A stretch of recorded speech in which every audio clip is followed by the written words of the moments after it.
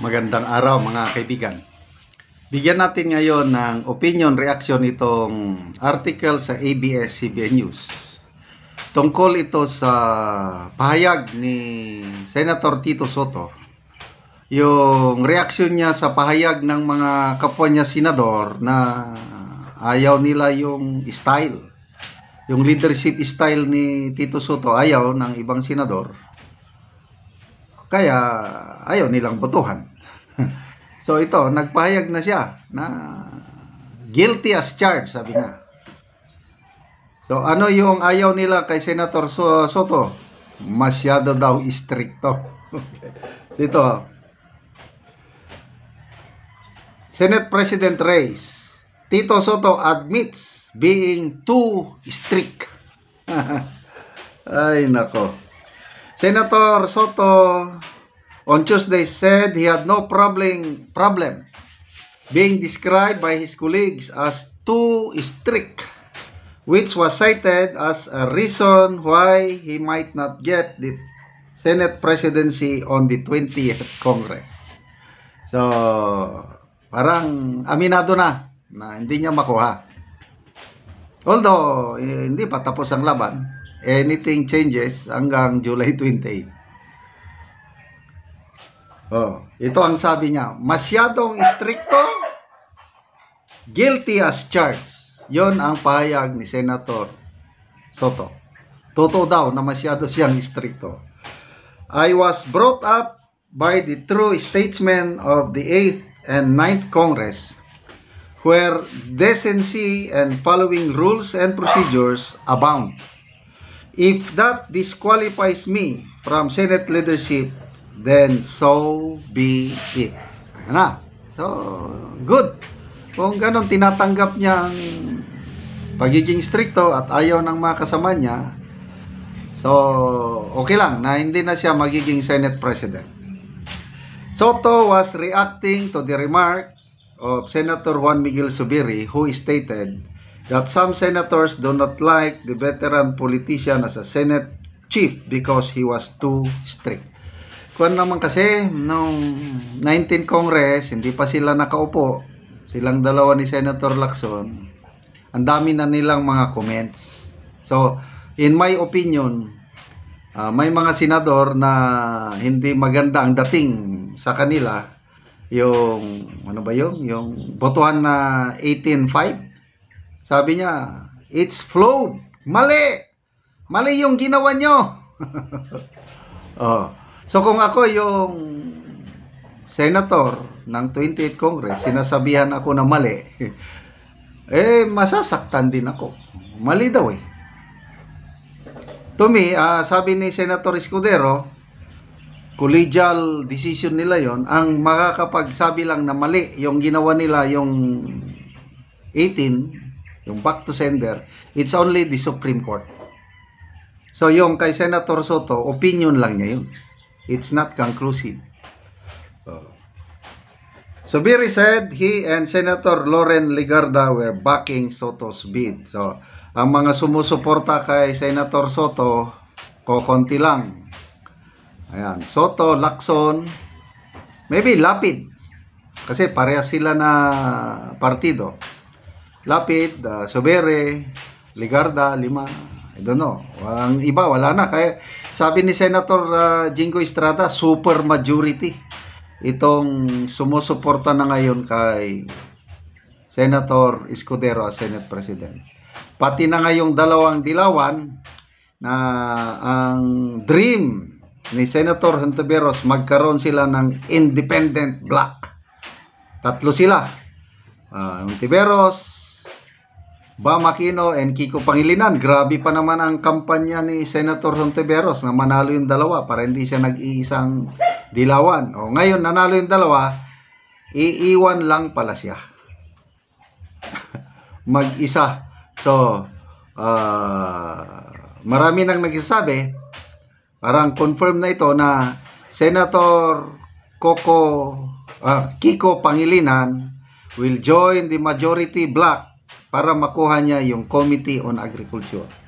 Si Senator Bam Aquino, So suporta din siya sa Senate presidency ni Senator Escudero, mag-join sa majority block para makuha niya yung Committee on Education. So ang maiwan na lang mag-isa si Senator Hontiveros. So ito, may pahayag si Senator Kiko Pangilinan na nag-uusap daw sila. Kinakausap niya. Ito.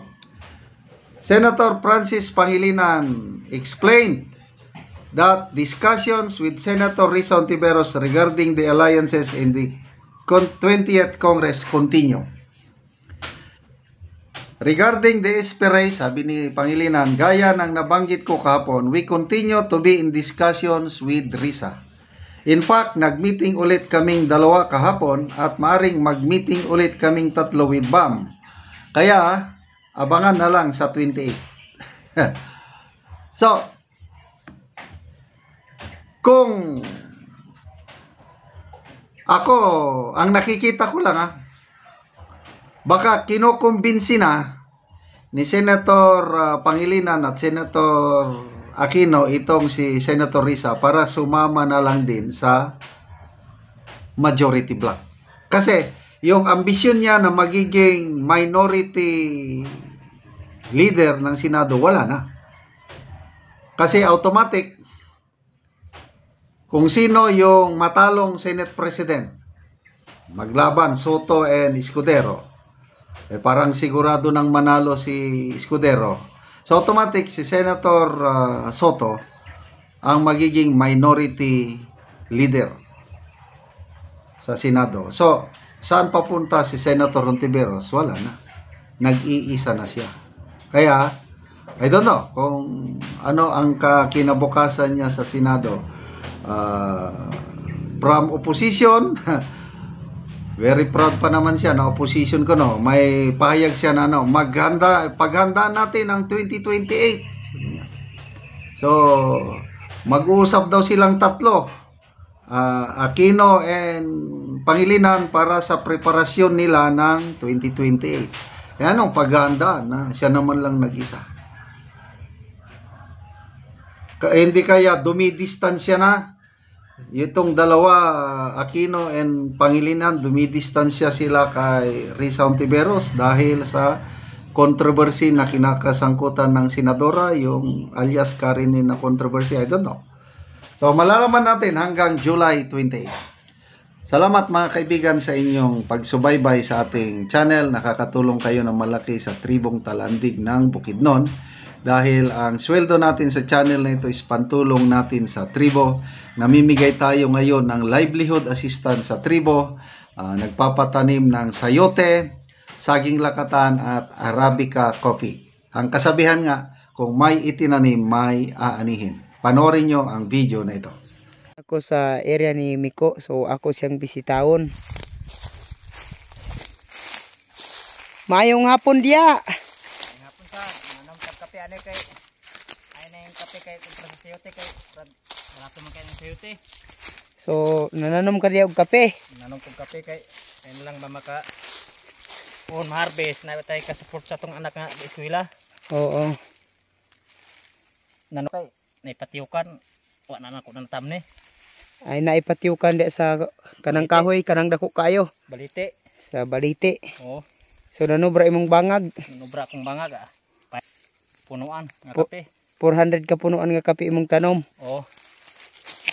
So nindot yun kayo nga seedling. Nindot ka nga seedling kay kuan 14 ka bulan makarbis na ta. Oh, so tag 25 pesos ang kada isa ka kilo. Kuan ana kada isa ka punuan. Isa punuan. Oo. So karon daghan na gyud ang natanom ni Miko nga kape. So 400 ka punuan na. So luag na gyud ang area nga iyang natamanan. Naapay sobra nga bangag apan tuang patsukan nga makita. So straight sa so daghan na gyud ang iyang bangag. Ani ang area nga iyang gitamnan og kape.